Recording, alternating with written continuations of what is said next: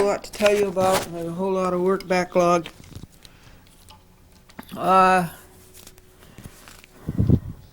Let's see, the editing was done at 4:30. 4:30 was organize and pack up. And 5 o'clock, Franklin was not back to Lynbrook. You know how Long Island traffic is. And so from 5 to 5:30, I ate the vegetarian corned beef sandwiches. And I watched cable TV. I watched Public Access Channel 71. There was a Russian program on there. And, you know, I should go down to Lynbrook someday and just sit there and watch a chat with Glendora. 3 of them are scheduled for today, Wednesday, 9:30, 10 o'clock, and 10:30, and 3 of them for tomorrow, November 30th, 9:30, 10 a.m. and 10:30. I should just go down and watch them. And be like you, for a change. Be on the other side of the camera. Franklin didn't get back until 5:30, and at Bethpage, Charles Former came down and said no, Franklin was not going to. He was not going to allow Franklin to see the shareholder records 10 days before the shareholder meeting, December 8th. That would be Monday, Tuesday, Wednesday, Thursday, Friday this week, and Monday, Tuesday, Wednesday, Thursday, Friday next week is December 8th. And because of a noisy lawn machine, those things ought to be outlawed. I have to turn this off and resume later. Certainly those lawn machines shouldn't be allowed in November. October 30th should be the very, very last that they're allowed. And they shouldn't be allowed at all. So while I'm waiting for this noisy lawn machine to get out of this world, I will assign the tapes.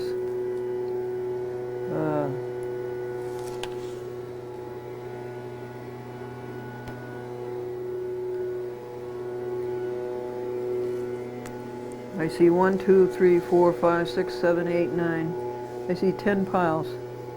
3 or 4 programs in each pile, so that's 30 tapes to assign. So let's go. I corrected that error that I made last week where I didn't have enough tapes to go to every cable company, and I had to use last week's or the weeks before or the returns, and we don't do that for a chat with Glendora. We keep the program current and we don't play repeats.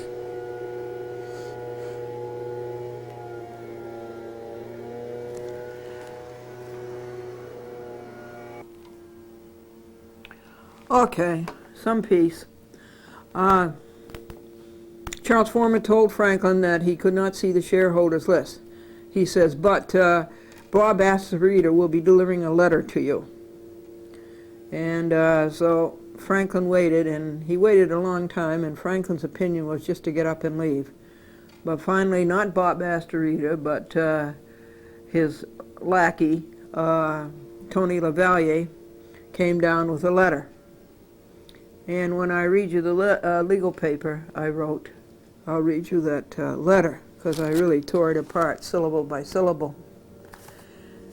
And then Franklin went on his way to Woodbury, and they closed up the entrance where the reception desk used to be, and now are making people go in where you used to return your tapes and pay your bills. Well, you don't pay bills anymore there. You go to the Wiz to pay them.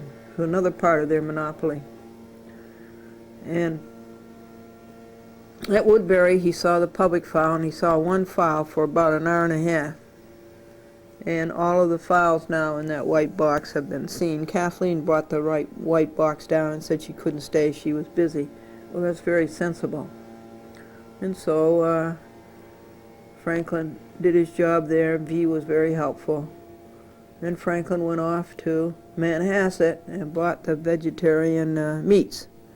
The vegetarian corned beef, the vegetarian ham, the vegetarian hot dogs, vegetarian hamburgers, the chocolates, vegetarian chocolates, fried chick,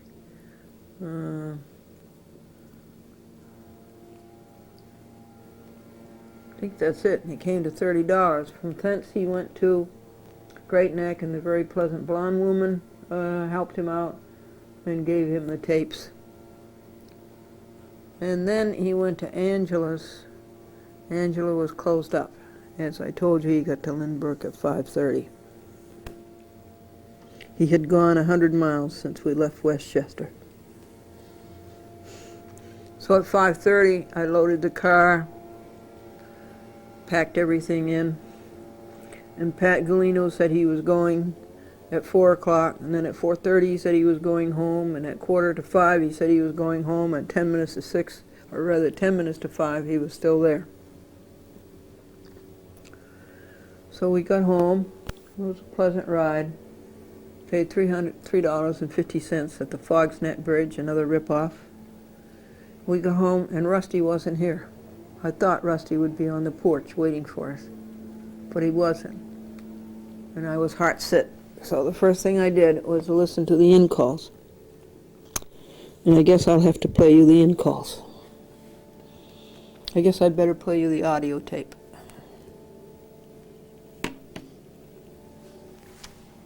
September, November, the year 2000. Mailbox 1, Tuesday, 10:01 a.m. Hi, Glendora. It's Will Rand. I recently filed a motion to get fees and expenses, and I realized I didn't serve you because I don't seem to have your address. So I wondered if you could give me a call back, 212-318-6056. Also, if you have a fax number, I thought it would be easiest to fax it to you. Otherwise, I'll try and find the address within the papers and send it to you. Thank you. Tuesday, 11:06 a.m. Tuesday, 1:31 p.m. Hello, Glendora. This is Rachel from Lee Miles. Guess who's here? If you're missing anybody, it's Rusty. Kindly call 718-653-2000. Thank you. Can you believe that, folks? Of course, first of all, you couldn't see it. The first call was Bill Rand, and he and I together appealed the $1 million attorney's fees to Milberg Weiss, and we won. Judge Minor refused to give them $1 million in attorney's fees in the Texaco derivative case, and he reduced the attorney's fees to 0. It was a huge defeat of greed, and so that's how Bill Rand and I became friends. Now the next call, can you believe it? Excuse me. Is, hello Glendora. This is Rachel at Lee Miles Transmissions. Are you missing somebody? If you're missing somebody, Rusty is here. Can you believe that?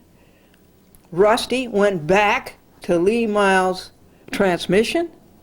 He left Westchester and went to the Bronx all on his own. That's 3.7 miles that dog walked, and he knew where to go. They're way ahead of me. I'll tell you more about it later. Here's some more calls. Tuesday, 4:05 p.m. Hi, Glendora. It's Amy calling from Supervision over in Woodbury. I hope you and Franklin are doing well. I wanted to give you air dates for 6 more of your specials, just so you know when they're going on. The first one, the number is a little strange. It's 293 with a question mark, -7. That will be on November 29th at 9:30 a.m., Channel 71. November 29th is tomorrow's Wednesday. Number 293 with a question mark, -8 will be on also November 29th at 10 a.m., Channel 71. And number 293 with a question mark, -9 will be on November 29th at 10:30 a.m. The next 3 are 293 with a question mark, -10 on Thursday, November 30th at 9:30 a.m. Number 293 with a question mark, -11 will be on November 30th, 10 a.m., Channel 71. And number 2932-7 will be on November 30th, 10:30 a.m., Town 71. Any questions? Please give me a call, 393-3617. I'm going to leave a message on your other machine as well. Thanks a lot. Bye-bye. End of messages. Messages. In mailbox 1. Amy Van Horn is terrific. Look at her scheduling 6 specials just like that. Tuesday, 10:01 a.m. Hi, Glendora. It's William. I recently filed a motion to get fees and expenses, but didn't serve you because I don't seem to have your address. So I wondered if you could give me a call back, 212-318-6056. Also, if you have a fax number, I thought it would be easiest to fax it to you. Otherwise, I'll try and find the address with some papers and send it to you. Thank you. Tuesday, 11:06 a.m. Tuesday, 1:31 p.m. Well, folks, here's a hypothesis. See, Rusty went out for his stroll at 6 o'clock in the morning, Tuesday morning, November 28th. Now, he's a watchdog. It's as if he carries a watch. He always comes back a half an hour on punto. He comes back 30 minutes, straight up. And so Tuesday morning he didn't come back. And I don't think it was his fault. I think he was detained. Something happened. He got caught in something, or he got entangled the way he did one time next door. He got entangled in the water sprinkler. And he couldn't get out, and he was barking for me to release him. So it's not his fault. He got detained. He wasn't here at 6:30, he wasn't here at 7, he wasn't here at 7:30, he wasn't here at 8. We drove around in the car looking and looking and looking for him. Went around all the blocks that he goes to. And we came back and he still wasn't home. Came 8:30, and we were way past time to go to Lynbrook. And at 8:40, we went to Lynbrook, and we went without Rusty.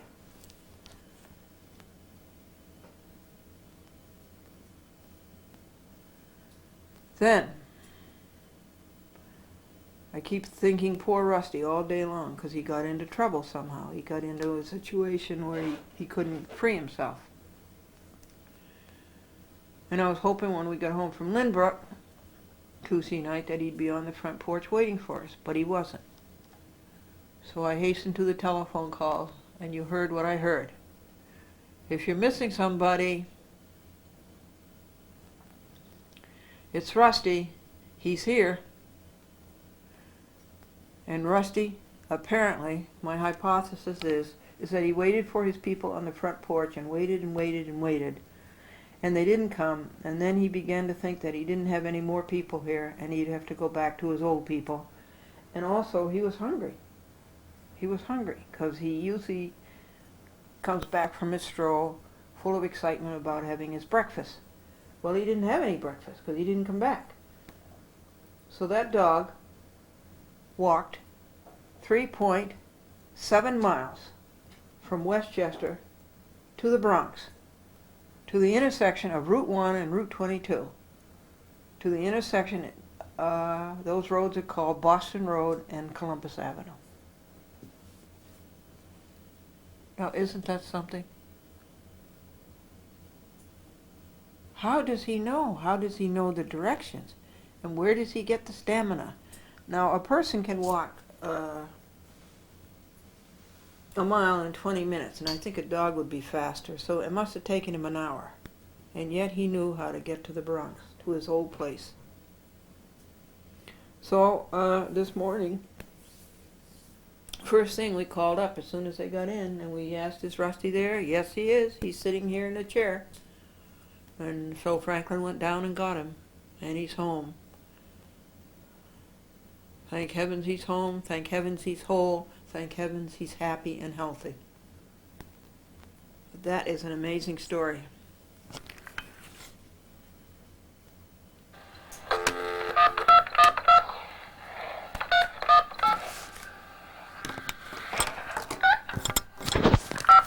So Bill Rand called again, a third time, so I called him back. Certainly wasn't number one on my list. Hey, how are you doing? Oh, fine, thanks. It's box 416. Oh, did I screw that up? Wait, where to send it to?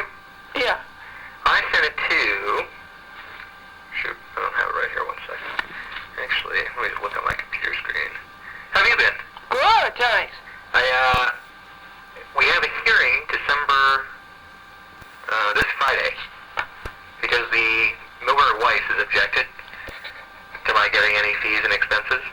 December when? This Friday? December 1st? Yes. A hearing where? In front of Judge Bryant. At 8:30 in the morning. What would your fees be? I don't quite understand them either. Well, I sent it to you. You'll see it tomorrow. Mm-hmm. But basically, it's my Lodestar plus a small addition. For what? For what? For what did you do? For the appeal. For the appeal? Yeah, because I appealed his order. Yes. So I had to file lots of briefs, and I had to file an appendix, and I had to do lots of work. But why would that be in the district court? Because you have to get the judge to approve the fee. They've already said they'll pay me. Texaco's agreed to pay. I don't understand it. You got fees. You got costs, rather. You got costs in the Court of Appeals. Yeah, but I didn't get all of them. I just got very limited copy costs that they would approve, which Well, were... something like $1,500, wasn't it? Yeah, I think, 1,600? yeah, something like that. Mm-hmm. And now, because you appealed it, that would come out of the... That's true. You don't get any attorney's fees in the U.S. Court of Appeals. That's true. No, you just got the expenses, which were less than my actual expenses. I put my receipts in, they only gave me about 3/4. Right. So what I did is I took all my time, created a Lodestar, and really we're doing it as, I think it's 14% of the $1 million that was reversed. And how much is it? It's $140,000. You're asking $140,000? Yeah. This is outrageous. What a scam. What an out-and-out scam. You people are ruining America's economy. Well, you figure, there's no way I can continue to do these other objections where you get nothing, basically. So it's basically supporting, my pro bono activities in this field. Well, yes, but that's not Texaco. Because the only way you get the fee is to actually, see, if you just object and they reduce it, then half the time they'll say, well, the judge would have reduced it anyway, and all that stuff. But by doing the appeal, then I have a causation where, because I did the appeal, the judgment disappeared. Texaco's agreed to do it, so I don't feel there's anything wrong with it unless you have a problem with it. Well, I do have a problem with it. There's no question about it at all. I certainly do have a problem with it. Who approved it at Texaco? Tim Miller? They haven't approved it. They just said they wouldn't oppose it. The same thing they do with everybody. Was this Tim Miller? No, it's whoever the lawyer was last time. Radin. You mean it... No, that's not... That lawyer last time has left the whole field, remember? Hmm? He left the whole field. He left... No, they were both there. Dennis Block and Stephen Radin. Dennis what? Dennis Block and Stephen Radin. And Radin was there that day? Yes. Well, I don't know if he was or wasn't, but he worked with him at the time. His name is, under his in the service list. You have a problem with it, I'll just get...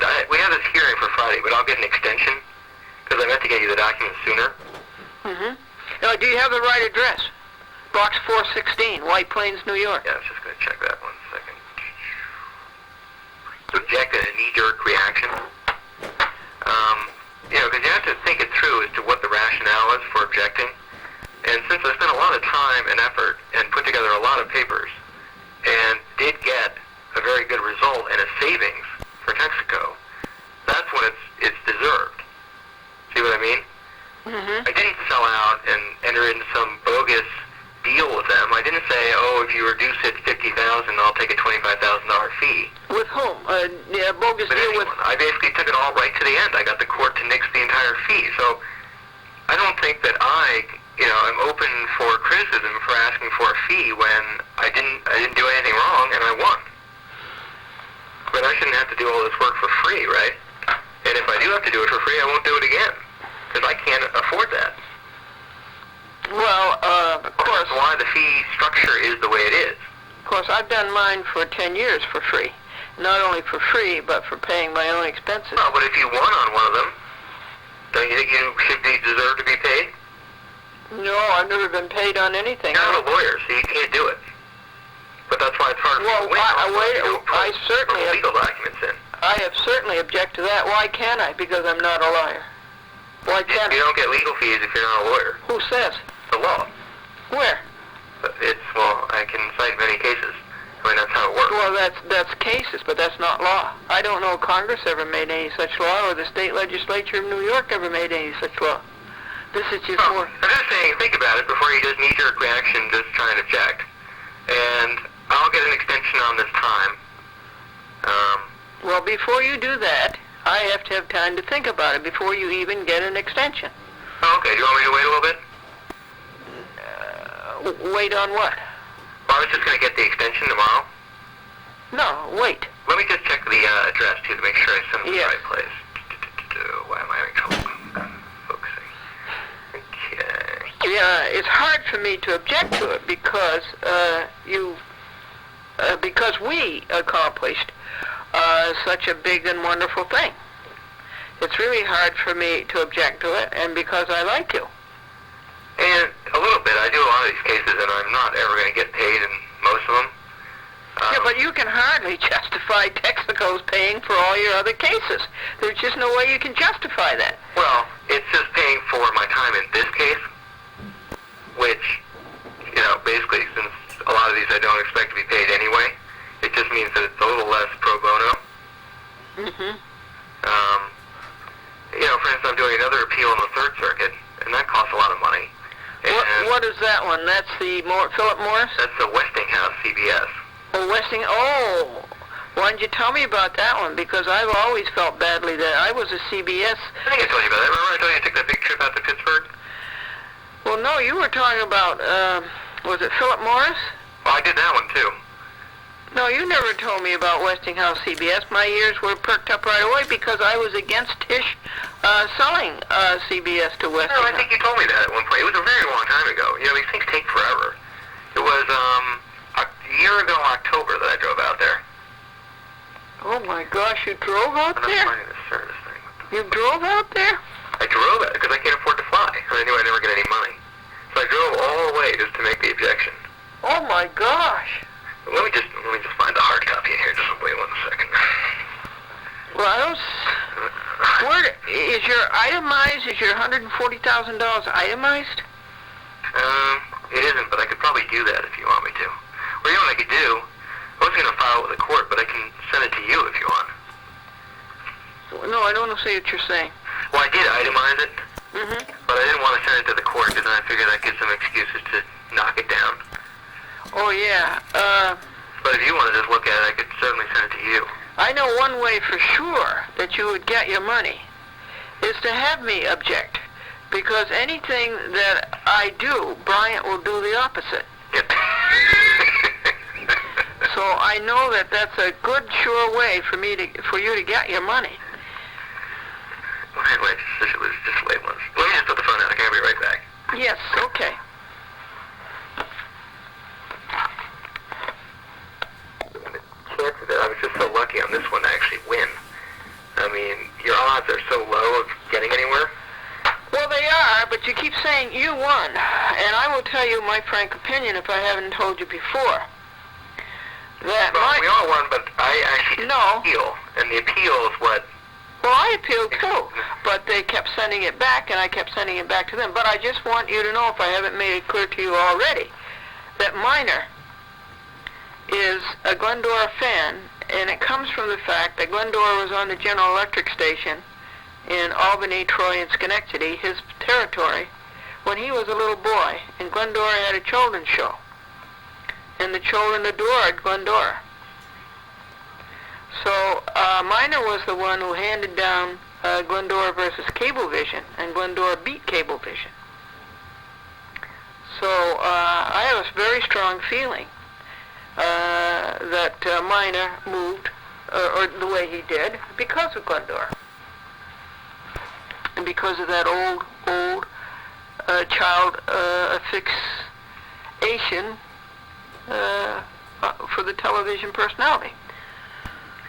Well, we'll never really know. No, we'll never really know. And because remember, he said in that decision that the motion panel was wrong not to let Glendora appeal. He said that in the thing. So I've always considered it our victory. And I think I had a big part in it. I think I was the one that made you, or got you interested in appealing. Well, you definitely were always supportive. Well, and I'm the one I told you at the conference on March 31st in Bryant's courtroom. I said, do you want to appeal this with me? And of course, I told Brian in my argument then that I was going to appeal. And I went out into the hall, and there were those sleazies calling in New York and said, Glendora is going to appeal it. And they turned around, and there was Glendora watching them. The tricky part is, I would think, as you say, it seems unfair that you don't get paid something. No, I never get paid. I just spend and spend and spend, and that's why I'm a poor person. But the problem is, well, maybe you could ask for expenses. Because you can't get legal fees because you're not a lawyer. Unless you hired a lawyer somewhere along the line. But I don't really believe that that's any legal basis for that. what if we... Well, why don't you put together your expenses? Because we did win. And it was, you were there. You went to all the arguments. Well, okay, we can think about that. I think we've done our bit tonight, though. And then And you had quite significant expenses by the time you mailed all that stuff to everybody. Oh, yes, and printed it. And the travel. So I have significant expenses. Anyway, I'm happy to remind you that Bajur lost Texaco. Okay, you can't do much worse than that, than to lose your company. Like to do what? Oh, because they're getting taken over? Well, he lost it. He lost the company. So I got justice. I got the justice. He lost his company. You can't do much worse than that, Bill. When you're the CEO of a company and a chairman, you can't do much worse than lose it. Yeah, you made a lot of money. You got all those options. You made a killing. Well, sure, but he lost his company. That's true. And he got defeated. And so that's victory, a huge victory. Okay, why don't we plan on talking tomorrow? Huh? Why don't we plan on talking tomorrow? Yes, I'll try to call you around 8:15. That'll be perfect. Okay, Bill. I look forward to it. So, did you hear what they said about Texaco? No. They'd have new management at Texaco if they could figure out who's running it in the first place? Okay, Bill. I'm awfully glad that we did win. That was a tremendous victory. Well, it's a one in 1,000, so we've got to savor it while we can. Now, the reason we have it is because yes, it is. That's true. It's one in 10,000. Who is objecting to the fees? Milberg Weiss, but I don't think anybody takes them very seriously. They're the ones whose fees we got knocked to zero. Yes, so how did this all come about? You made the motion to Bryant? Yes. And then Bryant, He hasn't done anything. no, and then Milberg Weiss made a cross motion, an opposition? Yeah, they just put in opposition papers, and then I realized I hadn't served you or McLaughlin, so I served you and McLaughlin. Okay, and now I'll tell you this, that these Friday morning motion sessions that Brian has, Yes. everything is pre-decided. When he goes to the bench, it's there in front of him. The law clerk has decided it. Oh, really? Oh, yes. And here's what he does. Okay. He will ask you to tell your story. And then whatever the ruling is, he will read it off of a paper that the law clerk has made for him. Right at the bench? Yes, right at the bench. Wow, that's pretty exciting. You know he does that? That's very unusual. Oh, yes, he does that. Oh, I have seen, Franklin, you and I have seen him do that, what, 50 times? At least 50 times. Hey. That's the way he operates. Katie. He has it all written out by the law clerk, Katie. and he reads it from the bench.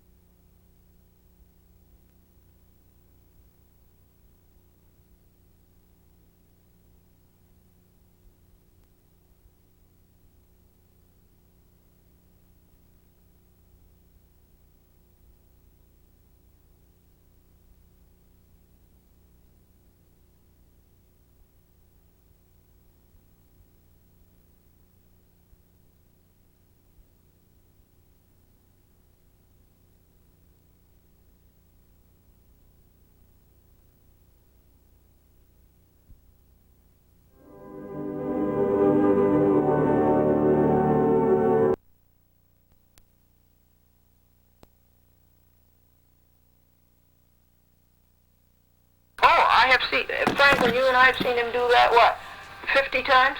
At least 50 Hey, times. Katie. That's the way he operates. Katie.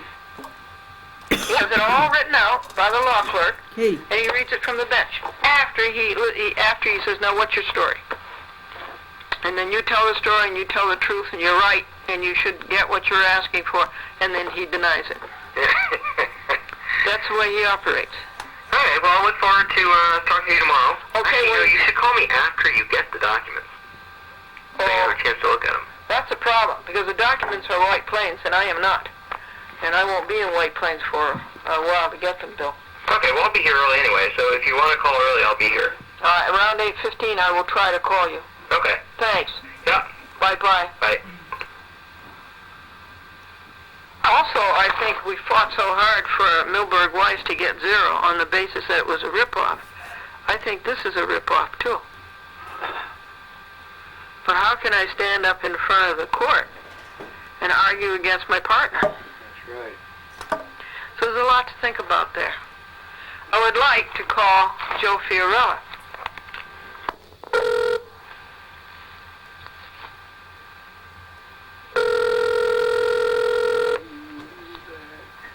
Hello? Hello, Jeff. Yo. Is Patricia there? Who's this? Glendora. Hi, Glendora. Hi, Jeff. How are you? Good, good. Could she call you right back? I'm on the other line. You on a line? Yeah. No, she can't call me back. Why not? But maybe I could call her back. Yeah. Would you want to call her back in like 15 minutes? Yes. Could you? Yes, I'll try. Please. I'll try. Okay, Jeff. Thanks, Glendora. Bye-bye. I'll let her know you called. Thank you. All right.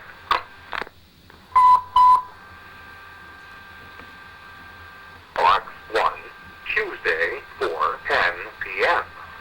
Hi, Glendora and Franklin. It's Amy calling from Cablevision over in Woodbury. I hope you and Franklin had a really nice Thanksgiving. Thank I you, have 6 more Amy. tapes from you guys that I wanted to give you air dates for. The first That's one is Amy. 293 with a question mark -7. That's Amy, and you've heard her wonderful messages. So, what do you think about that Bill Rand thing? I guess now I'm down to one lawyer whom I would call a friend. Okay, that is to be continued. Do you like the fire? I used a Duraflame type log. It's a different brand. I've forgotten what it is. And then the wood came from my neighbor next door. He gave me the wood, and he said he would give me a whole lot of it. And he's brought over 2 loads, and they're little pieces, so they do burn. It's a nice fire.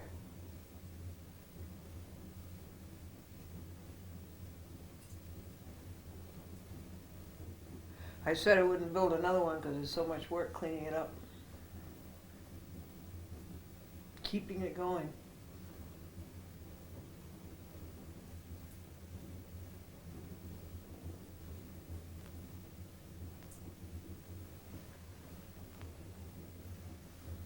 But I missed it, didn't you?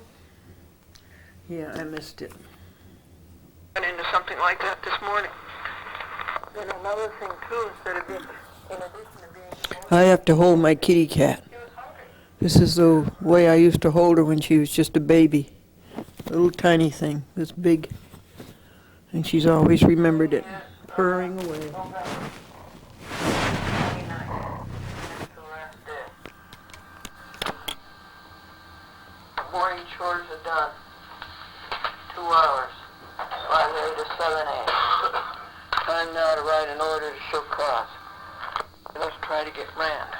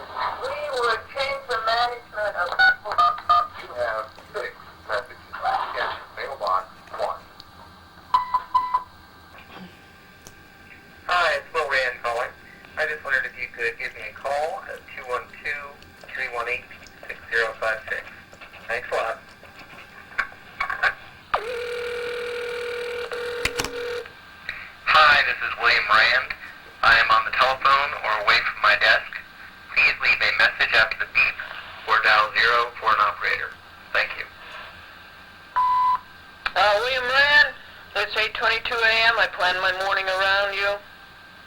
I am here. You are not.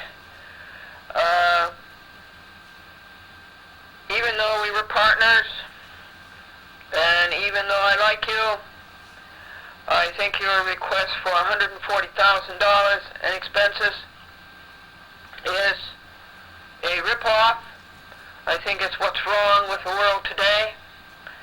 I'm opposed to it. I think it's un-American. I think it's dishonest, and I think it's dishonorable. And I will oppose it at the hearing at 8:30 a.m. on Friday, December 1st. I think it's more cheating, like Milberg, Weiss, that crook, and whole case has been nothing but opportunism. It was mishandled by Bryant. It was mishandled by Murdler. I would think that Bryant would rule in your favor because I am opposing it. I also think that Bryant would not rule in your favor because you took away his money. Milberg Weiss would have given him a good piece of it, or the party a good piece of it, of $1 million. And Murdler would have got a big, of course, Murdler got fees anyhow, which is all wrong. The filing fee of $150 should have taken care of the whole thing without special master fees. And Murdo dodged the question when I asked him how much he was going to get. So I'm really opposed to the whole thing, and I will say that I'm opposed to the whole thing.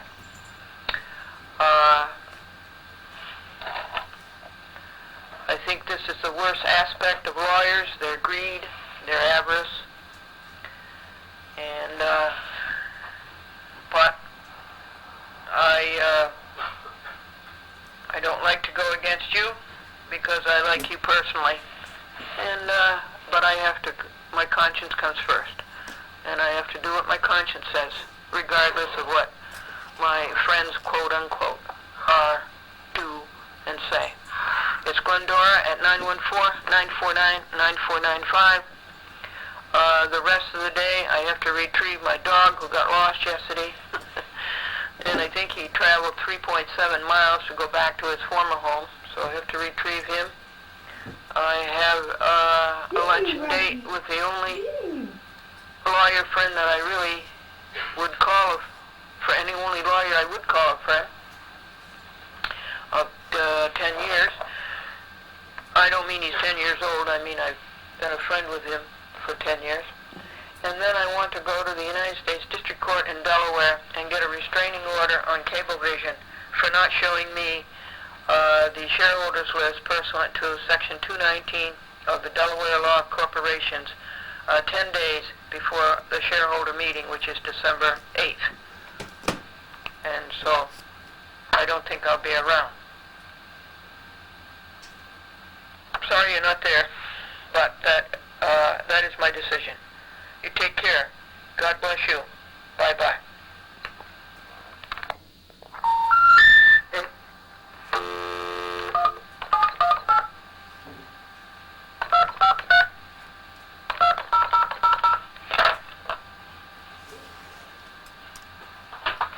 The number you have reached. Good morning, Lady Miles. How may I help you? Is Rusty there? Rusty? Yes. Yes, what's this, Glendora? Yes. How are you? Good. How are you? Fine. He's on his way here. What do you mean? He walked over here. We found him in the street. Isn't it awful? It's wonderful. Is he all right? Yeah, he's fine. And where is he at the moment? He's over here, right? Rusty? Hold on. You missing somebody? Yes. Thank you so much for your telephone call. You're welcome. He's over here. He's sitting in the chair as usual. Well, isn't that amazing? He came all the way from the Rochelle? Yes. He went out for his stroll at 6 o'clock in the morning. Oh, you know that amount? 6 o'clock? Yes. And he's a watchdog. He has a watch. He's usually back in a half an hour. Oh, okay. Well, he came with his leash and everything. That's right. And then I figure, and we went out and looked for him from 6 a.m. to 8:30 a.m. And then we didn't find him, and then we had to leave for Long Island. Oh, you went to Long Island, okay. Yes, and then I figured he came back to his house, and he waited and waited and waited, and he didn't find his people, and he was hungry. Oh, he's here. And that he went down to your place. He's here right now. What? He's wagging his tail right now. Oh, isn't that wonderful? I was so relieved to get your telephone. Did you feed him? Did the guy feed him, Rosa? Did you feed him? Yeah, they fed him. They fed him? Okay, well, Franklin's coming right down now to get him. Okay.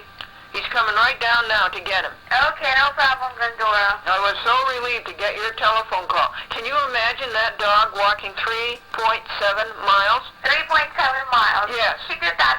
He walks a lot. He goes around, he walks out of location, he comes back.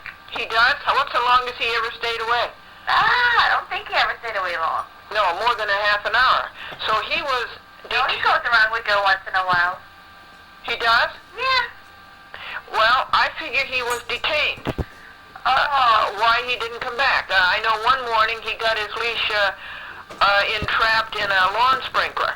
Oh. And so he was detained somehow. But I figured that he did come home, that he waited, and his people were gone. He was heartbroken, so he went back to his old people. Okay. You think that's reasonable? That's reasonable. All right. Franklin will be right down to get him. No problem, Glendora. Thank you, Rachel, very much. Is Joe there? No, he's not. Okay. What time's he coming in? I don't know. He should have been here already. Yeah, okay, understand. Okay. Thank you so much for your call. You're welcome. Bye. Bye-bye. It's 8:30 a.m. I'm good. How are you? Oh, good, thank you. What's doing? Well, you're my last lawyer friend. Why? What happened? Well, I sort of like Bill Rand, who got the fees for the Texaco derivative action down from $1 million to zero. Right. We appealed it together, remember, and remember Right. that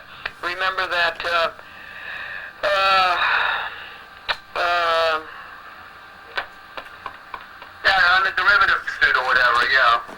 yes, and you remember that the judge, I believe, was a fan of mine up in when he was a boy, when I was on television. Right. Yeah, and you know, Right. when a kid loves a TV person, they love him forever. So I believe that he was the judge on it, and I believe that's the reason. But anyhow, Yeah. he called up and he's made a motion to Bryant for $140,000 and expenses for winning the appeal. Now I think Bryant might. I'm going to oppose it, of course, as a hearing at 8:30 Friday morning, Right. and I'm certainly going to oppose it. So they're going. Oh, okay. Are we still on for today? Because I was actually on the other phone. Okay, now listen, Brad. Yes. Cablevision, under three laws, some of the Delaware law and some of the New York State, is not going to show me the shareholders list 10 days before the meeting, which is December 8th, Right. so that I can communicate with other shareholders. Right. They're not going to do it. So I'm going to go down to Delaware. I sued them in the Delaware court. Okay. I'm going to go down to Delaware, Brad, and I'm going to ask the judge for an order to... When are you going? This morning. Oh, okay. So you want to? We can do that. We'll do it another time. December 7th, Thursday. Yeah. Unfortunately, I'm not up. I don't have my calendar. All right, You know we'll find a time. Okay, well, I'll check it out with you later. Check out with you later. So good luck and let me know how you make out. Yeah, but Brad, I'm going to ask the judge to annul everything that happens at the meeting December 8th on the basis of the violation of the two Delaware laws. All right. Well, that would be. That's going to be interesting. You may make the papers again. And the New York law. And so I'm going to ask the judge to sign it today, and then and let good and sufficient service be tomorrow, and give them only until Friday noon to show cause, right? Well, yeah. Well, I'm glad you called also because now I know how to eat breakfast. I wasn't going to eat breakfast. All right. Good luck. Let me go back and we'll check back about the 7th. Okay. Is that good? Is that good footwork? Yeah, that's awesome footwork. Okay. All right. Good luck. Take care. All right. Bye. Bye. 5 a.m. That was Brad Sachs. 7 a.m. Franklin has gone down to purchase Rusty. Or to rescue Rusty or something.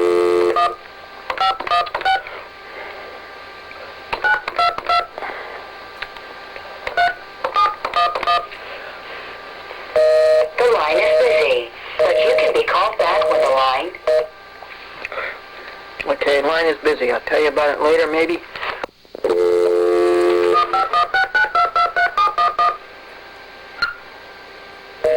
The line is busy, but you can be called back when the... The line is busy. The time is 9:21 a.m. Franklin is not back with Rusty. I've started to print the order to show cause and the affirmation in support, and I got to leave for Delaware right away. You bought one? Uh-huh. Bought one what, a Lincoln Mercury? No, it's actually a, what is it, Chevy Malibu. Uh-huh. Oh, okay. So we did, How much was it? This is my friend Carolyn. You remember she lives in Yonkers, and she works way up in Port Chester. And car broke down on I-95. She got ripped off with a tow by Help, H-E-L-P. And she didn't have a car, and I was thinking of how I could let her borrow the 1980 Lincoln. And then I called over to Lincoln Mercury in Hempstead, and to see if I couldn't get her one of these beautiful Lincolns. They are in top condition. Their cars are so clean. and I found out that with no money down it'd be $600 a month, and with some money down it'd be $500. Well, I got so involved with the Cablevision law breaking, it ruined my personal life and my friends' personal lives, and I never got back to her, and I got back to her today. And listen. How much was it? It was it was 12,000. Yeah, I could have got you a good Lincoln for that. Wow, really? Yeah, I just didn't have time to get in touch with it. I got all the specs on it. How much do you have to pay a month? What is it? 356. 356. Yeah. And is that with any money down? Well, we did the trade-in. They gave us $800 for the car, and we put in total of $1,000. Well, you see, you made so 1,000. Okay, I could have got you with no down payment. I could have got you $500 a month on a Lincoln. 500 payment. Yeah, 500 payment a month. Wow. And of course, once you have a Lincoln, it's just fantastic what a Lincoln is. Yeah. As to the ride and as to the maintenance. And their cars are clean. Their cars are perfect. Their cars are perfect. So I was working on it, but I had to do this. Well, listen, I'm glad. So that certainly was better than finding a new engine. Yeah.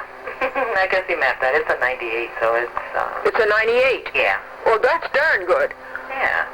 Oh, I think that's terrific. Where'd you get it? On Central Park Avenue, what do you call it, Curry? Oh, I think that's a good one. Yeah. Oh, I think that's good. Yeah. Oh, that's good. All right. So you're all set? We're all set. Thank God. I'm sorry that I couldn't get back to you. Oh, good thing. Okay. I'm sorry I couldn't get back to you. Oh, no problem. Okay, Caroline. What's your hours this week? 4 o'clock every day. From 7 to 4. Uh-huh. You have some copies? I don't know. Maybe, maybe not. Okay. I don't It's know. a long while. And I know it. Yeah, but we'll work on that, okay? Okay. Yeah, well, I'm glad it's resolved. Thank you. Except I wasn't much help doing it. That's okay. I mean, you've been helpful enough. Okay, hon. Thank you. I'll talk to you. Okay, then. Bye-bye. Bye. Yeah. What detained you yesterday morning? Poor baby dog. And he walked 3.7 miles to go to his old home to get something to eat. Is that what happened? What time did you get back to the house after we left? We looked for you from 6 a.m. to 8 a.m. And then 8:30 we had to go. And you come back to your house and you have no people and you have no food. So you go on your own, 3.7 miles from Westchester to the Bronx, all the way down. Yeah, back to your old home. Poor little baby dog. Oh, poor baby dog. Yeah, he's back home now. Yeah, he's back home on his bed. Then you get him something to eat. Yeah.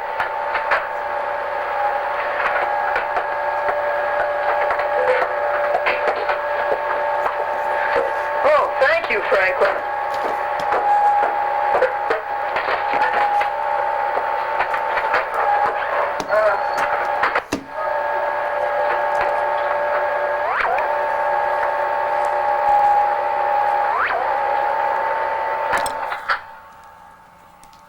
This is consoling Rusty and printing the Cablevision Delaware court paper.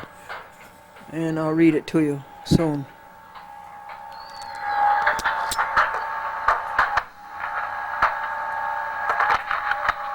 Did he think he was going to the bank? And you went 3.7 miles, you walked and you knew the way. Franklin said Rusty didn't wag his tail until he saw Glennie, and that he seemed to be very subdued. You are really amazing. You are so smart. So smart.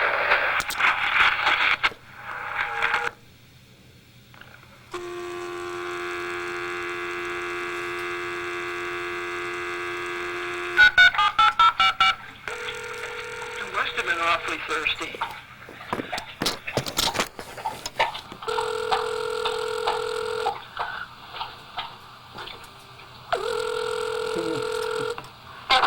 Good morning. Can you hear Rusty drinking? The line is busy. Okay. You can be called back It's when the line 9:32 a.m. becomes available by dialing 3. Well, we fed Rusty, and now we're printing the affirmation in support of the order to show cause. 20 sets. Hello? Hello?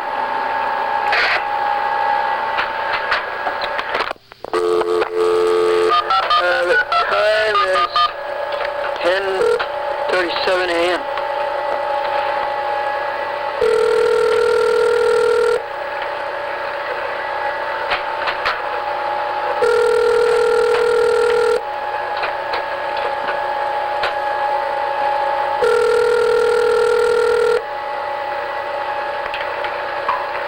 Reach the Nolan residence at 922-3711.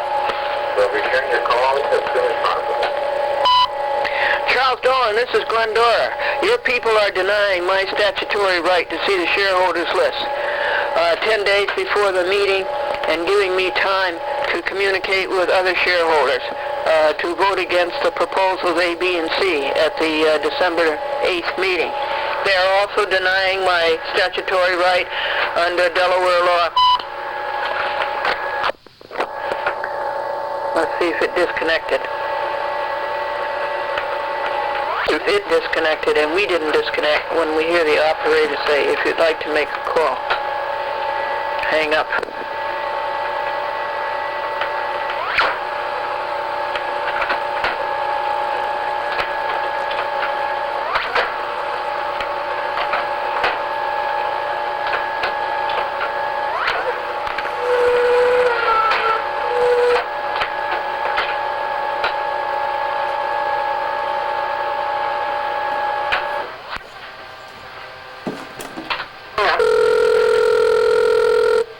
Rusty!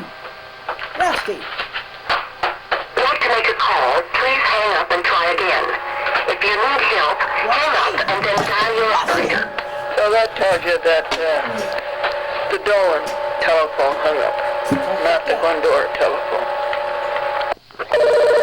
Hello? Glendora, I finally got a hold of you. How are you? Oh, good. Do I ever need you? I'm on my way over now. I have some cartridges for you. Oh, that's marvelous. You don't know how much I need that. Now, that's number one. How soon will you be here? 20 minutes. Oh, that's great. It's 5 minutes to 11, so that's quarter after 11. Thank you. Thomas. Yes. This last cartridge is not good. The what? The last cartridge is not good. Okay. No, that's no problem. I'll take it back. No, you don't have to take it back. I'm just telling you that we're not doing as well as the Hasidics were doing. The Hasidics really put out good cartridges.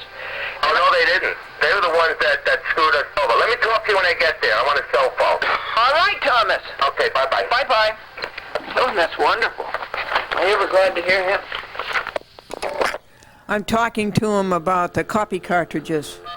The Hasidics sold these recycled copy cartridges, put more ink in them. And they were good. They were good dark copies. And now he's dealing with a fella in Queens. And I don't think the cartridges is as good as the Hasidics. And I was just restraining Rusty for chasing Katie, or wanting to chase Katie. So, Charles Dolan, this is Glendora, and what I request... Let me rewind this. This is Charles Dolan.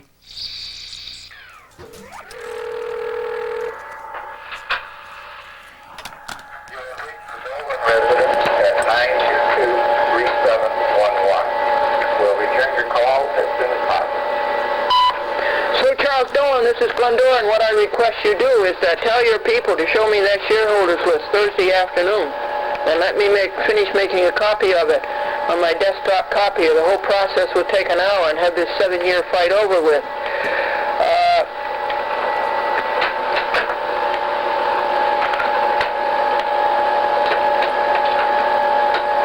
And then I can write to the shareholders. That'll still give me time to write to the shareholders before the December 8th meeting.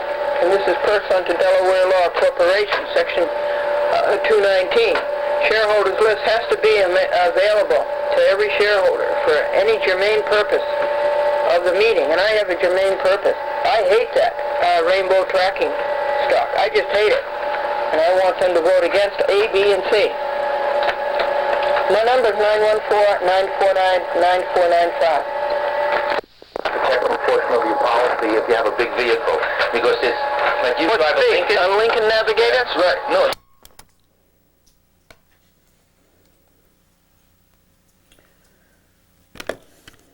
So that's how the morning shaped up. And I got the paper written around about 9 o'clock. I kept calling Charles Dolan, because now I'm going to face him. Finally, we'll find out who's really breaking the law. I think it's Charles Dolan. I know all the rest of them are. But is it through the chairman and chairman, is it through his direction?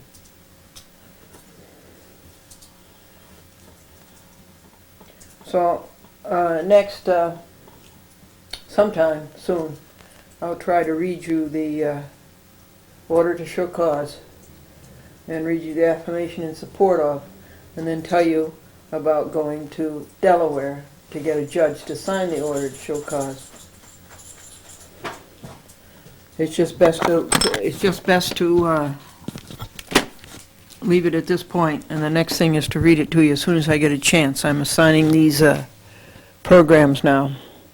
I have I have 5 editions assigned.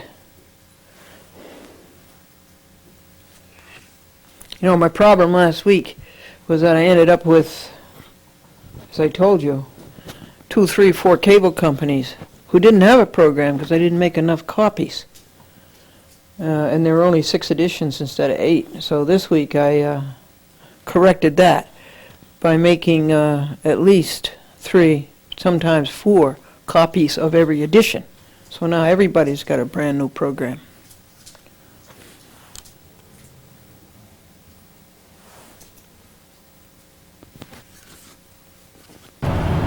Folks, do you recognize this road? Is it the LIE? Is it the Southern State? Is it the Northern State? Is it the Cross Island? Is it the Seaford Expressway? Is it I-95? What's your answer? It's the New Jersey Turnpike.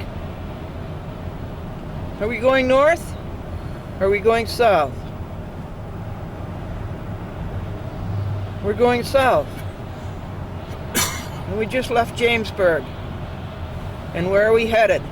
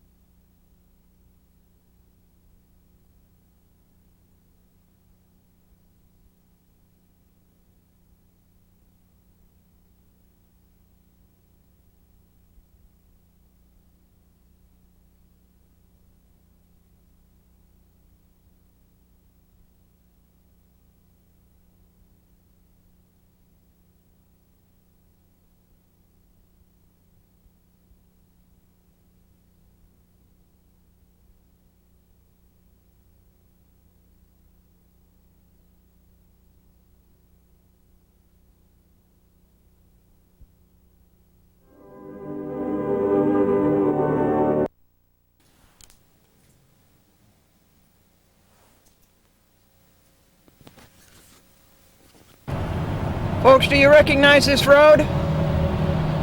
Is it the LIE? Is it the Southern State? Is it the Northern State? Is it the Cross Island? Is it the Seaford Expressway? Is it I-95? What's your answer? It's the New Jersey Turnpike. Are we going north? Or are we going south? We're going south. And we just left Jamesburg. And where are we headed? Wilmington. What's in Wilmington? What is in Wilmington? United States District Court, District of Delaware. And who's there as a plaintiff? Let me show you.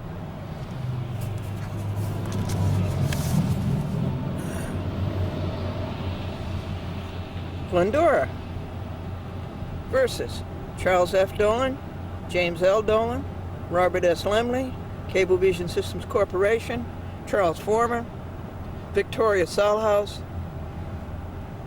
Secretary Maureen, Paul Ryan, Tony LaValliere, Robert Astorita, Chase Mellon Shareholder Services, Robert Callaghy, their liar for hire, Sadly Stevens Burke and Burke, their liar for hire law firm, and Thomas J. Hilgartner, defendants. And what is this? An order to show cause. Let the defendants show cause. Defendants Dolan through Astorita show cause by Friday, December the 1st, 2000, noon. Why? All transactions at the shareholder meeting, December 8th, 2000, should not be annulled on the basis that defendants have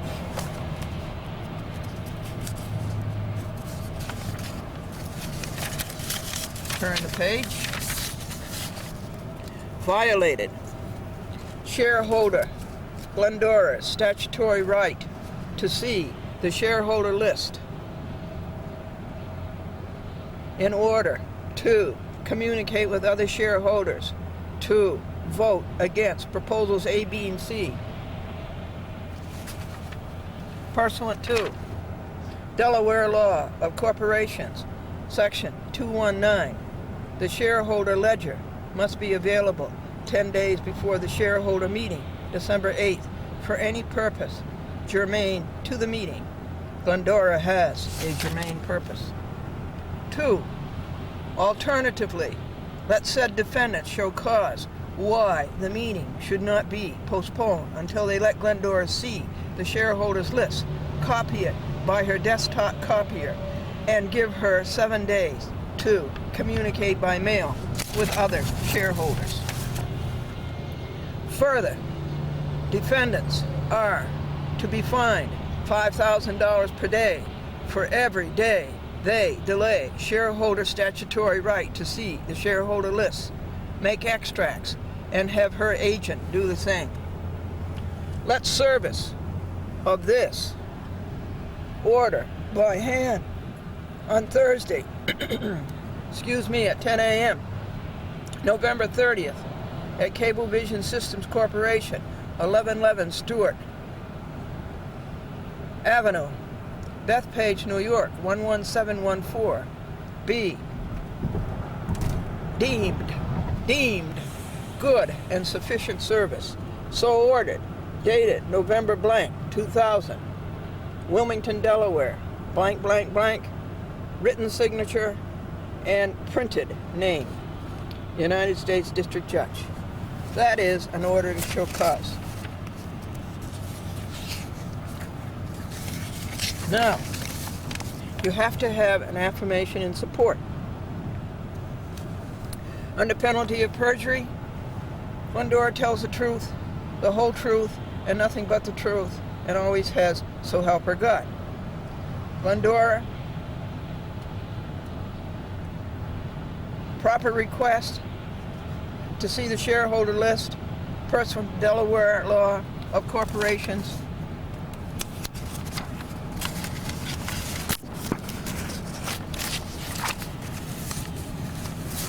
(219), Section 220, and New York State Business Corporation Law, Section 1315, have been denied by defendants Dolan through Astorita on November 27, 2000, Monday, and November 28, 2000, Tuesday. This is a violation of the law. Defendants must be ordered to comply with the law or pay $5,000 a day for every day they do not. This motion is brought by order to show cause because the next shareholder meeting is in 7 days, December 8th, 2000. An order to show cause is a fancy motion. An order to show cause is a motion. Hurry up. You only have about 10 days to do it. If defendants had complied with the November 27th Monday, Section 220 demand, and the November 27th Monday, Section 219 demand, and the September 26th, Section 1315 demand,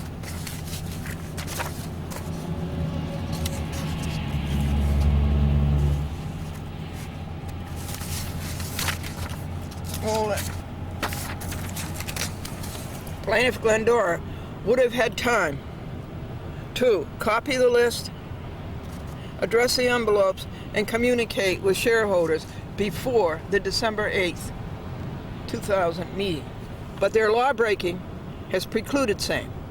Defendants deliberately and willingly robbed Glendora of her statutory right to communicate with fellow shareholders to vote against proposals A, B, C at the December 8th shareholders meeting.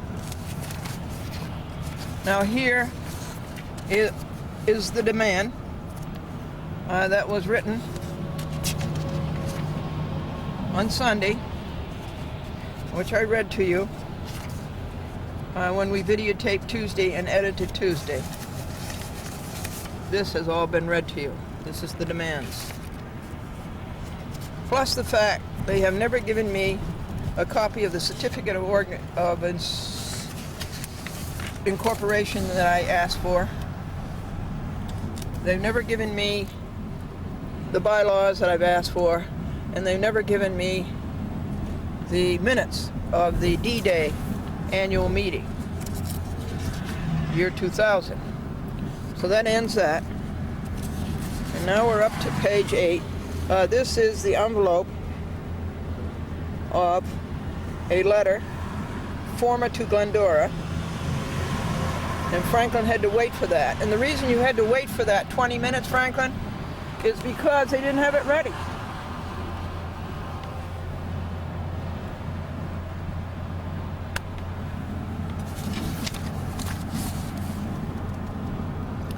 Received by Glendora November 28th, 2000, and Charles Former says,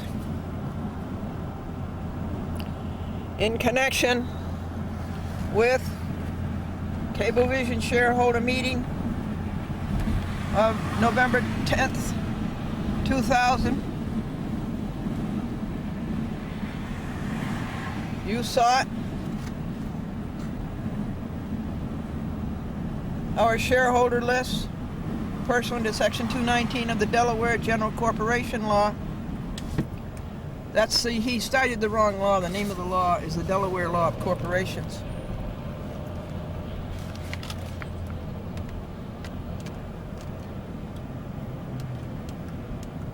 To issue a rainbow media tracking stock described in the proxy statement dated October 10th, 2000, Cablevision afforded you access. Big deal. I'm a shareholder. I'm afforded access. I have a right. On November 7th, 8th, and 9th. This is wrong. I did not see it on November 7th. As you know, on November 10th, the meeting was adjourned until December 8th. Glendora says, A, you would not let us copy them by desktop copier. B, we had to copy them by hand over 25 hours. C, and on November 3rd, you cheated and gave us the wrong list. D, we have copied by hand only half of the list, pages 1 to 42. In your Missouri federal suit, Galgano versus Lemley, devoid of any explanation or context. A, Glendora says. Glendora has not had the list, the whole list, and nothing but the list. B, this is because you have lied, cheated, and stolen. Stolen Dolan on her 65 proper demands for her statutory right to see same. And C, and you would not let us make extracts on the desk copier. And you would not let us make extracts on the days that we did see the list. You lie to people even to the point of misquoting the caption. The lawsuit is Lori Galgano versus James L. Dolan et al. You are caption captious, nay, you are caption crooked. We're up to page 13. Former says the institution of repeated frivolous litigations in federal and state courts against Cablevision's, its officers, directors, employees, and agents, in which litigation in former papyrus, your certifications in those cases that you have insufficient funds to pay the numerous court fees required for filing a litigation makes it clear that you could not solicit Cablevision shareholders the cost of postage alone for a mailing of Cablevision's over 30,000 shareholders would be $9,900. Glendora says, this is all Callaghy stuff. Callaghy wrote this, okay? And Callaghy is a co-defendant, and it's illegal for him to defend other defendants. A, so we got an action against Callaghy. There have to be repeated litigations because of your repeated law-breaking, lying, and cover-up, Glendora says, cheating and stealing. You can't distinguish between cause and effects. Heterotaxis.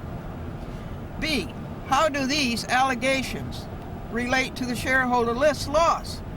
Again, in addition to being crooked, you say stupid things. And C, and these are totally irrelevant, totally not germane to the issue. You're violating the statutory rights of shareholders to see their own shareholders list.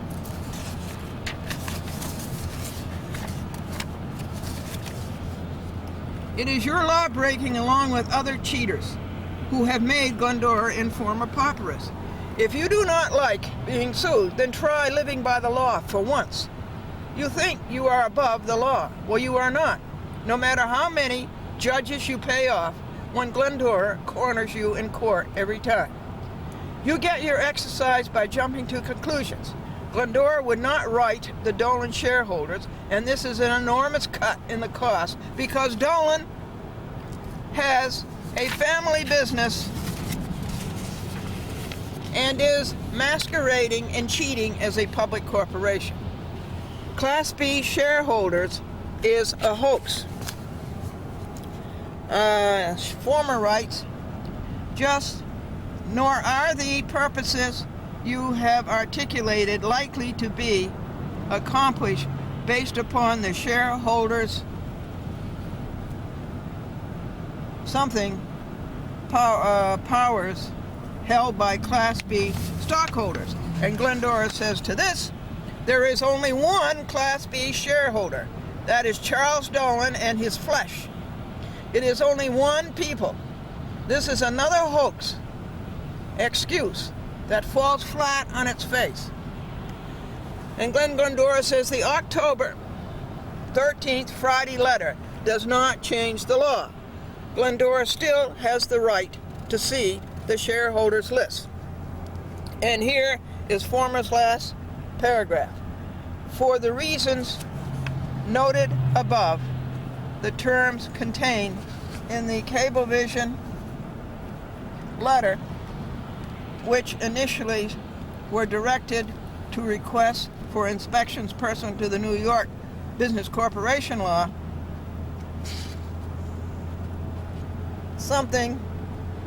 it's expanded to include requests pursuant to Delaware Law of Corporations, sections 219 and 220, and here's his cheater signature. Here is a man who lies, steals, and cheats for a living and supports his family on tainted money. Go out and make an honest living. And then this down here shows you that it's Callagy stuff, that Callagy wrote this, and Callagy can be disbarred for a co-defendant defending other defendants. What town are we in, Franklin? Southern New Jersey wilderness. I don't know, buddy. I think Willington was the last turnoff. Wilmington? Willington. What do you think of this legal paper, Franklin? Very good. Former ignores his downfall. Since the germane purpose stated November 2nd was good enough to see the list November 2nd, November 8th, and November 10th, rather November 3rd, and since the germane purpose this time is the same, then the germane purpose, which has not changed, is sufficient to see the list 10 days before the upcoming meeting, December 8th. If Glendora's germane purpose was accepted for the November 10th meeting, canceled and adjourned, then it is good enough for the December 8th meeting, the adjourned date. What do you think of that, Franklin? Very good. Is that true? Yes. Excellent. Charles Former is pro se.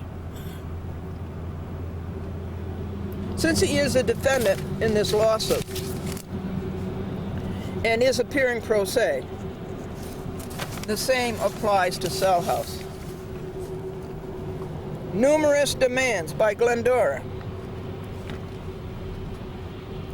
Not a defense by you. You are the cause of numerous demands by your numerous refusals in violation of the laws. You show desperation and cheating, not intelligent and not lawyer perspicacity. Dated White Plains, New York, November 29th, 2000. Next day. Yours in truth, Glendora. And here is Sal House's dippy Friday the 13th letter. And remember that Sal House's letter does not change the law. I still have my rights, and they are still being violated.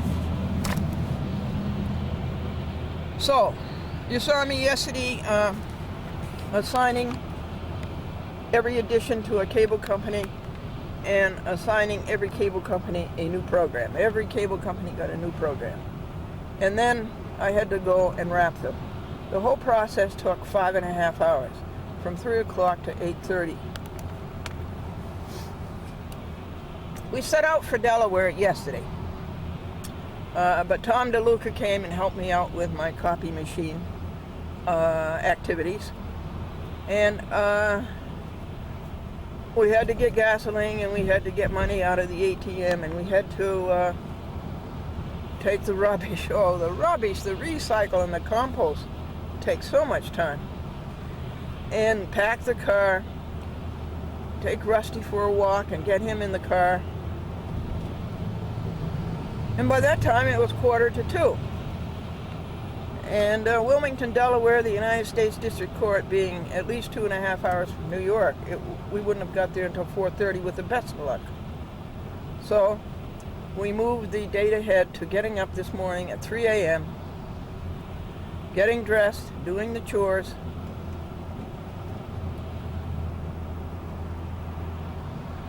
and packing the lunch, and packing the car, and taking out the recycle because it's Thursday. And Rusty for a walk. We finally took off at 10 minutes. We missed our time of 4 a.m. to leave. We didn't leave until 10 minutes to 5. And it was dark. But we navigated the George Washington Bridge okay, and I-95 through all that terror and turmoil. Pitch dark. And at 6:20 a.m. we had gone 63 miles. We're on the New Jersey Turnpike. And we stopped at a very nice service area. And Rusty started barking. Why was he barking? Because in the car that we parked next to, there was a cat. There was a cat. A C-A-T, a cat with Glendora. A beautiful cat. Big male cat. And he looked like Katie. Bless his little heart. And he wasn't in a cage, that's good. And he was sitting in the passenger seat, but he didn't have on his seatbelt. Then we bought 2 cinnamon buns. Guess what they cost? 2 cinnamon buns. 2 tiny cinnamon buns. $4.01. Is this a rip-off society or isn't it? And then we took Rusty for a walk, and I carry I carry a can of food, a plate, a spoon, and a can opener in his plastic bag, and I simply put it all on the hood of the car and open it up, and boy does he enjoy it. And I put the plate between my feet to keep it from going all over the parking lot. We fed the birds 4 pieces of bread, and that's a good deed for the day. And we had coffee. And now what's the stats, Franklin? How many miles now? 100. 100 miles?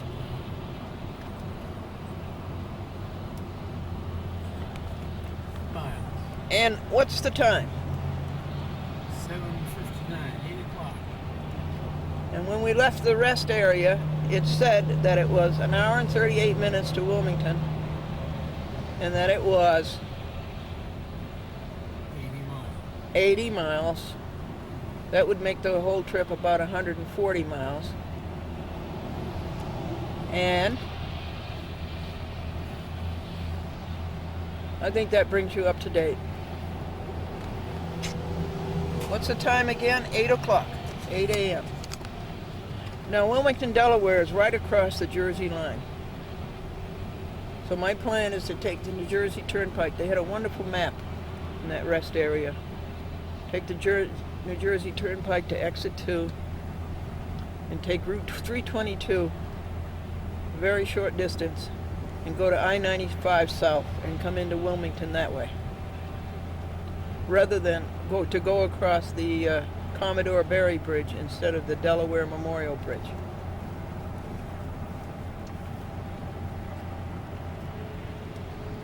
See ya. Commodore Barry Bridge. Delaware River looking north. Going west. Into the Pennsylvania line. We'll have to get out our whistles, Franklin, and sing the Star Spangled Banner every time we cross the state line. We're going from from New Jersey. Was that New Jersey? Or Pennsylvania? Are we already in Pennsylvania? No, well, halfway across the bridge. Okay. Sing, Franklin, please. Da, da, da, da.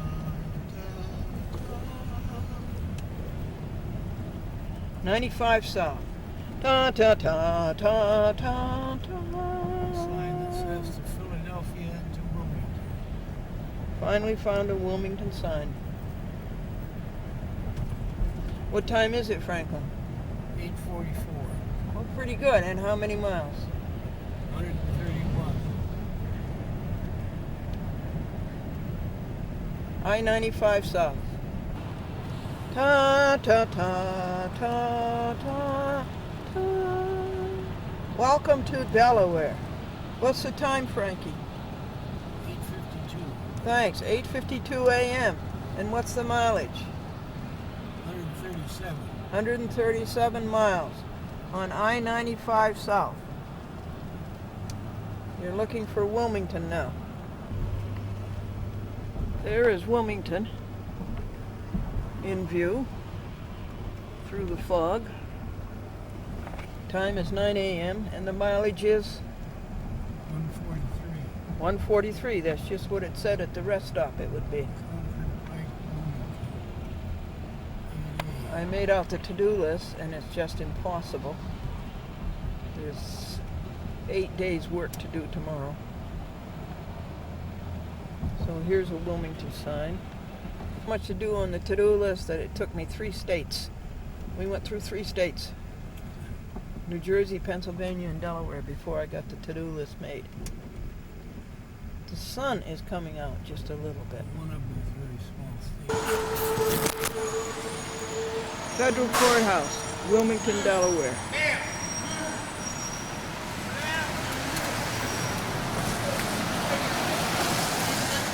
United States Courthouse, where they violated all of our rights. And the time now is 10:40 a.m. Franklin's safe, Rusty's safe, the Lincoln is safe, and Glennie is safe. So there's no Pinkerton out there now, folks. Well, unless he's way down this end where the wall shields.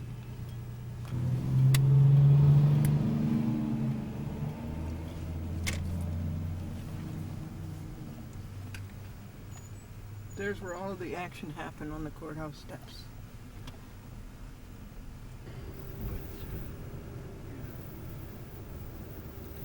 I went to the post office. Did I tell you that? I went to the post office. I mailed all of the tapes. That's City Hall. Oh, okay. What's this brown building? First Union Bank. Now we're coming to the federal courthouse. Naming various. We're in Philadelphia, folks. And the time is 11:26 a.m. And we were cheated out of our order to show cause. And we were called on a different assignment. Isn't that something, Franklin? Philadelphia Navy Yard. Philadelphia Navy Yard. Thank you, Franklin.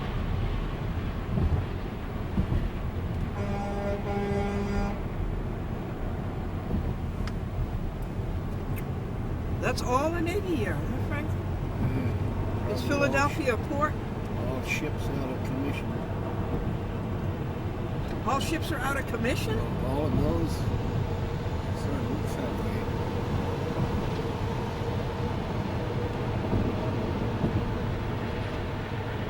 Comcast Cable Company. Comcast Cable Company. Veterans Stadium where the Phillies play. Pole climbers. Veteran Stadium where the Phillies play. See right behind you. Right behind it. Coming to another bridge. Is Philadelphia a big port? Walt Whitman Bridge. Huntington, New York, everything is named after Walt Whitman. And also other places in Long Island. Right, Franklin? Yeah. Modell's has a football. It's $9, but Franklin says it's leather, the skin of an animal, so we can't buy that. We'll have to get a plastic one. And this is our dog. Such a good dog. Going through Philadelphia, folks, on I-95. Like it much better than the Jersey Turnpike. Pen on top of City Hall. And Benjamin Franklin Bridge. And the city of brotherly love. Oh boy, Bradley's. I love Bradley's. And the city of brotherly love. Which it is not. because of Anita B. Brody and all those crooked lawyers and crooked U.S. attorneys, and they lie and lie and lie and defy the law and betray America, and the crazy Third Circuit in Philadelphia.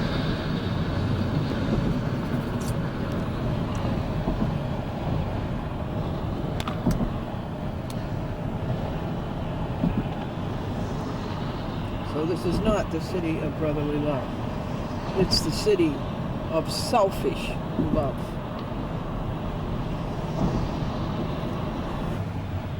And apparently this Delaware court is just like them.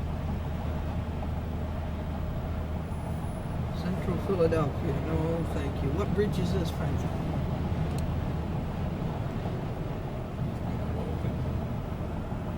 Ben Franklin.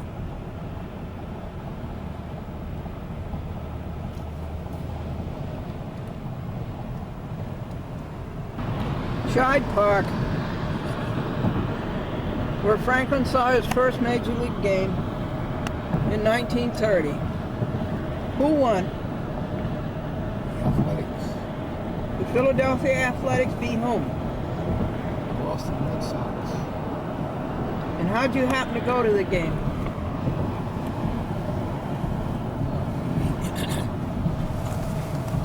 Georgia, Somerville.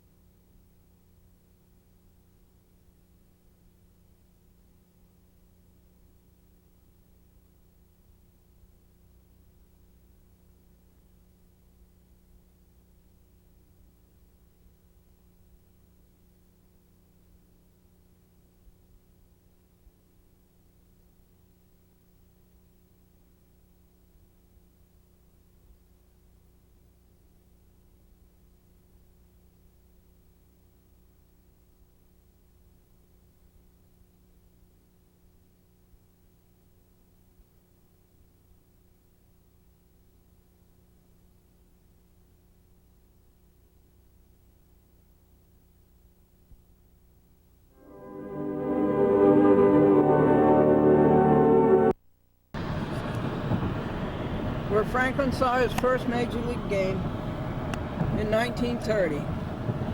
Who won? The Athletics. The Philadelphia Athletics beat whom? Boston Red Sox. And how'd you happen to go to the game?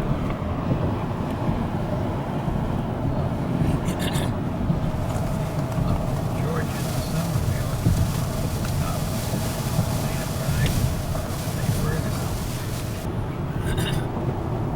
When we came up from Georgia, we always stayed overnight with Mae Ferguson. And she had a son. Burroughs, who was in World War I. Injured. He was also gassed. He was injured and gassed. And he took Franklin to the game.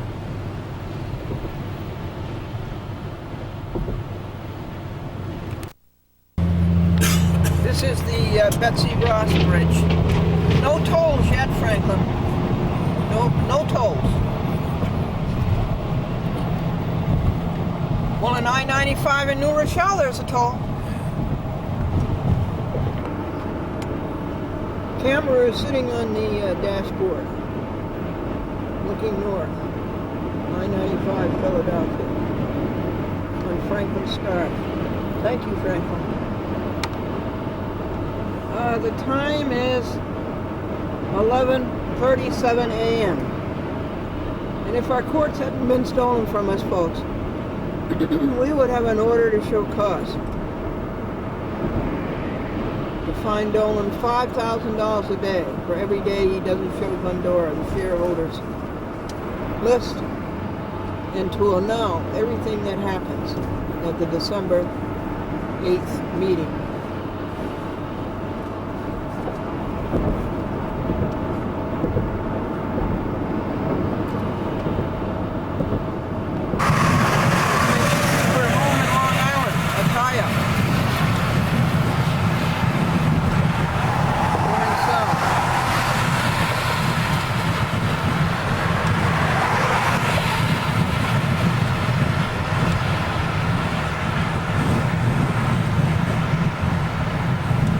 Patrols these highways, the U.S. Marshal?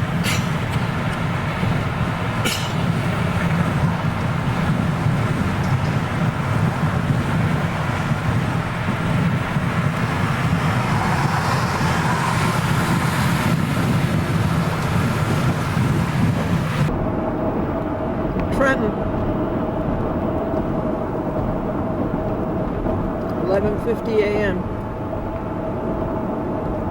Moving along, making good time. Accomplishing the mission. Donuts.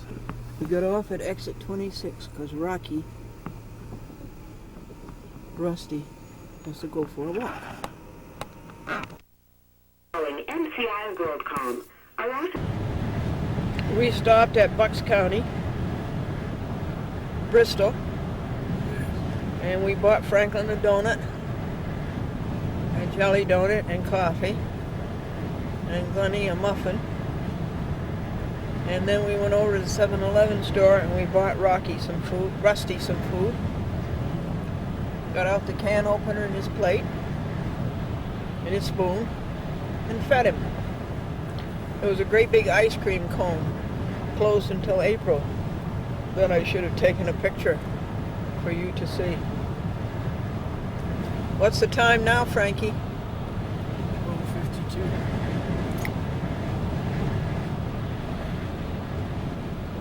12:52. 12:52. And what's the mileage?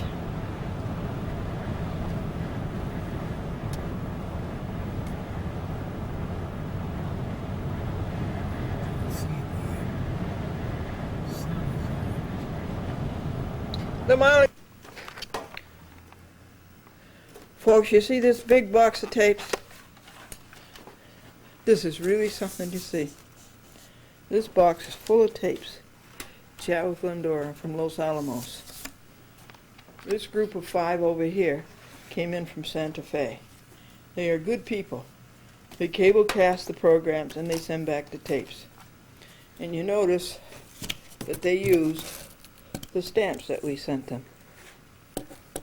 That is good. That is very good. $2, $3, $4, $5.10, and $5.13, and $5.16. So, Franklin, how many tapes is that, please, that you can send for $5.16? 1, 2, 3, 4, 5. 8 out here. 5 and 8 is 13. 14, 15, 16, 17, 18, 19, 20, 21. You can send 21 tapes for $5 and how many cents was it? 26 cents. That's pretty good. Oh no, they added more postage. 7 cents. $2, $3, $4, $5.10, $5.13, $5.16.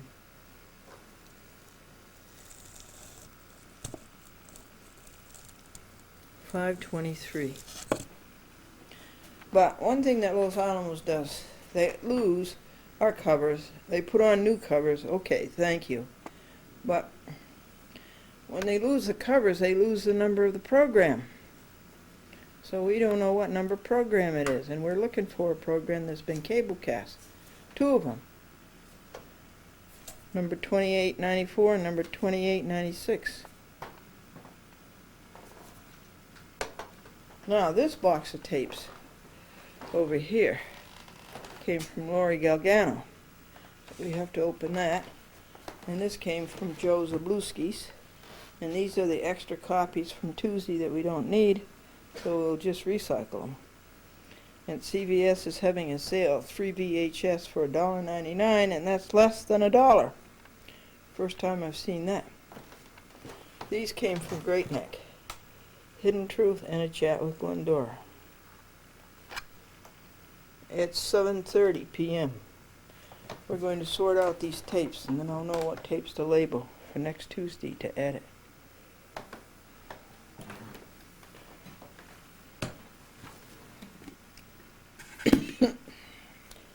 Franklin says the pepper is delicious. These avocado. I don't like these avocado as well as a California avocado. But what is this? What is this? Tell me how to prepare this. What is it? It's a fruit from another country. Now, this is the editing that has to be done on December 5th, Tuesday. We're guessing at 9 editions. There's about 32 tapes. 9 editions, and then the dubs make 32 tapes. Wednesday box is packed on Friday to go for this coming Wednesday when we do a Chat with Glendora for Wednesday for the next editing date, which is December 11th. These are the most recent VHS. December 12th, I guess.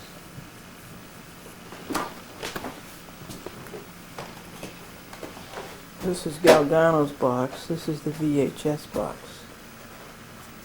And anything left over tonight will go into there. These are for the Bronx.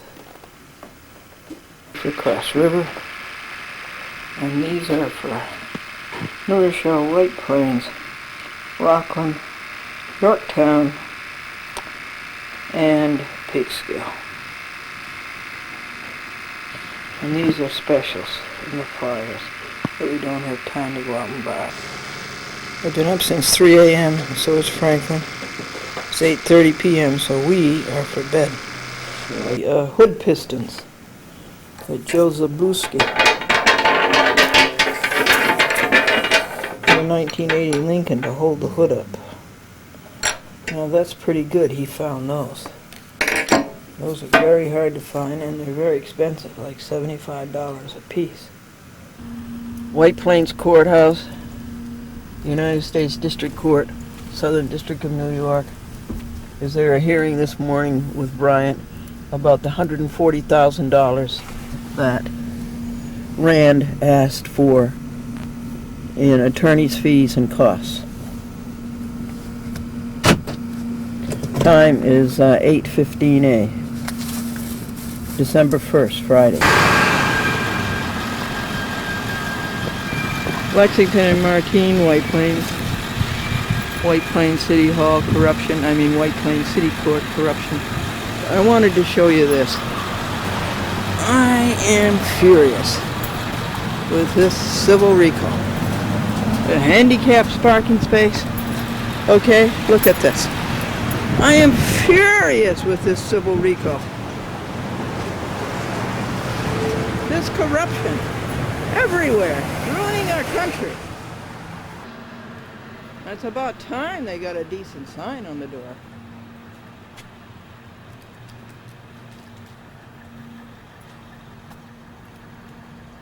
This is an interesting thing that the city has its own cable television.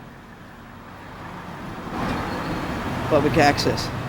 See, this is not a company, a greedy cable operator, Charles Don't. This is the city of White Plains. Now, Everett Parker was down there playing big producer with Cal Clanny, interviewing somebody from Westchester County. Take public transportation. Don't drive in a car.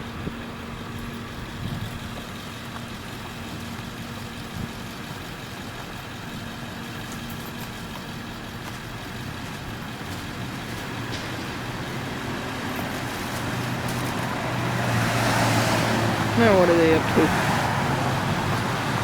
Now what are they spending taxpayer dollars for? And there's where I had the hearing this morning on the second floor, Charles Bryant. I can show you the very room.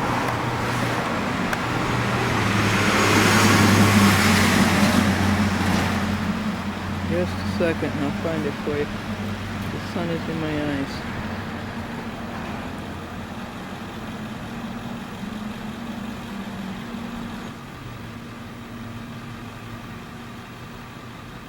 He sits there behind that arched window, sun streaming in, Westchester Minuteman, which is really a Massachusetts thing. And all you can see is a silhouette, and you have to see a judge's face. Why is a bus on the Bronx River Parkway? Doesn't the sign say clearly, passenger cars only? Yeah. Thank heavens this construction is done. Driver can't read.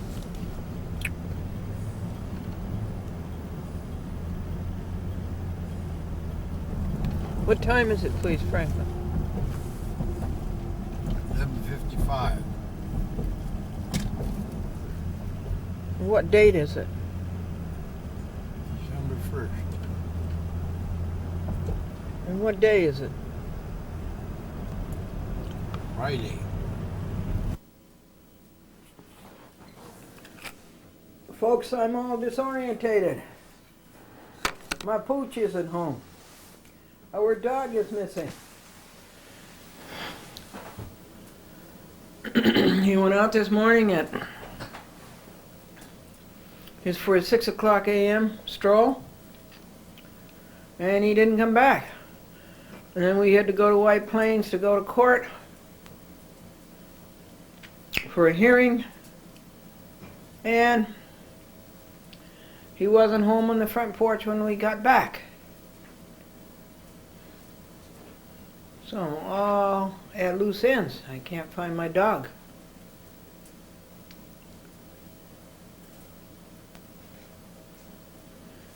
And then I haven't been home all day Thursday and today until 3 o'clock. So everything is way behind. You don't know where to begin to start making up the backlog. Well, you know about going to Delaware, and you know about the Pinkertons at the U.S. District Court. Let's see what we've got for audio tape.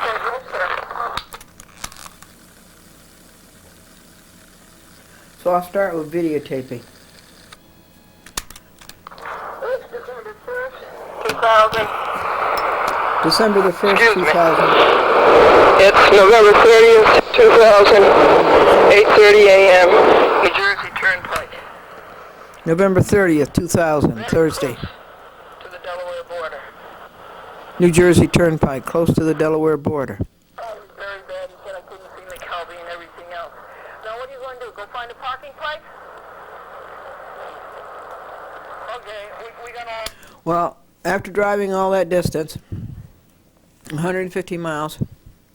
And we left we got up at 3 o'clock and took care of the cats and the dog and did the chores and then got dressed and packed up and loaded the Lincoln, and we left at 10 minutes to 5 in the morning, pitch black.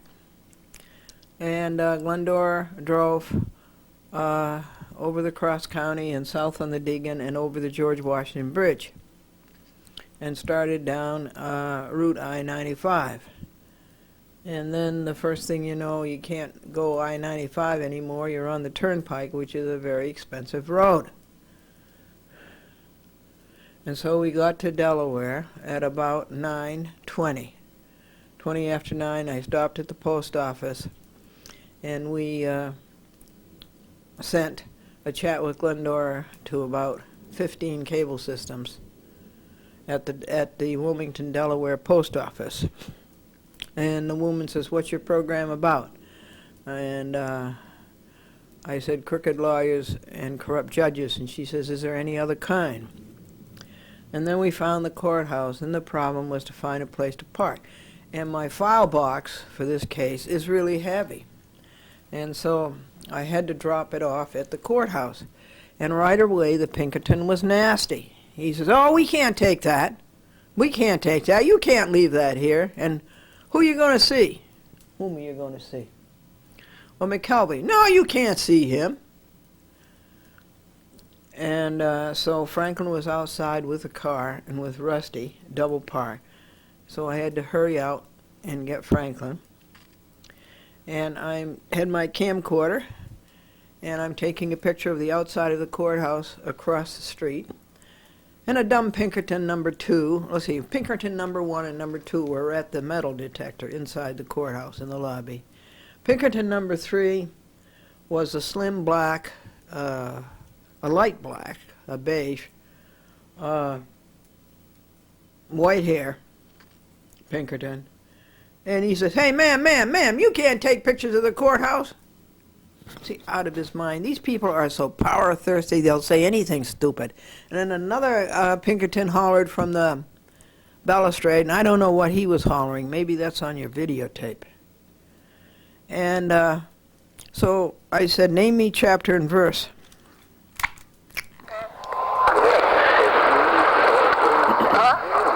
We're coming to the courthouse, and you need to know where I am. Go to the clerk's office, okay? Okay. All right. Can you walk, Rusty? Yeah, I just took him in. Thanks. Your timing's perfect. We had loads of quarters, and I just took him in.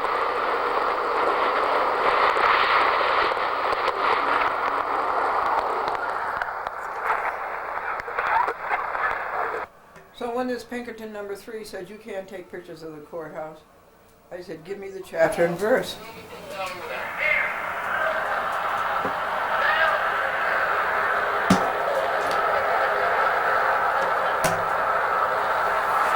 Okay, I'll see you, Franklin. You'll have to show me chapter and verse, sir. Well, I'm sorry, sir. If you want to go inside the building, we can show you that if it's necessary. No, sir, you can't talk me from taking a picture outside on the street. I'm on the street. I'm not in the building. Are you all right, Franklin? Put the camera under the seat, okay? The camera's in the back seat, okay? I'll lock the door.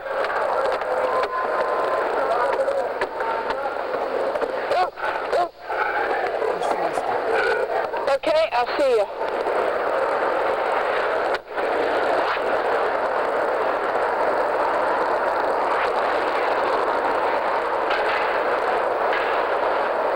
And what's your name? Why do you need to know my name, ma'am? Because I'm a public citizen and you're a public service. My name. Okay, what is your badge number? I don't have a badge, ma'am. Okay. I mean, I spoke. You have to. No, that has nothing to do with it. We're talking about the law. We're talking about the law. I have a right to know the law. And we should go inside and question them, and then you'll know for future reference. I don't need it for for future reference. I happen to be a United States citizen. I'm standing on the street, and I'm taking a facility of a public thing, taxpayer expense. So I don't need... No, I do not want to speak to the deputy marshal. I want to get on with my business. I'm on the street taking a picture, and you cannot stop me from doing it. I'm not stopping you from doing anything. All I do is...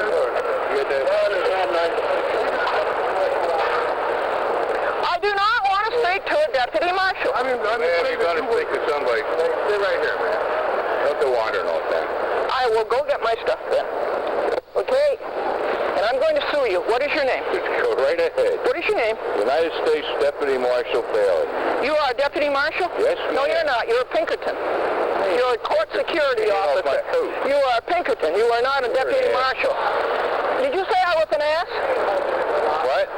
Here's their box. I'm not going to hold this box. Oh, this photo. We'll get somebody out here. Okay, this Bailey, this would be Pinkerton number 4. And he's big, fat guy. And he has gray, kinky hair. And he must be in his 60s. And he lied that he was a United States Deputy Marshal. And I caught him on that. I said, you are not a Deputy Marshal, you are just a Pinkerton. And, but he did give his name, didn't he? Bailey. B-A-I-L-E-Y. So we got the names of 2 of them, Carmen and Bailey. And just then, Carmen comes running out of the courthouse with my box, my big file box. And he says, here, we can't keep this, you take it. And he thrusts it into my arms. And I put it down on the portico to the courthouse, and I put it down on the floor. So that's Carmen. What is your name? What is your name? Deputy coming out. What is your name? You're going to find out everything you want to know, lady. Just hang loose, all right? No, I want to know your name now. Because you're going to try to get away with it. And what is his name? That's up to him. I don't You know. are under contract to the deputy marshal.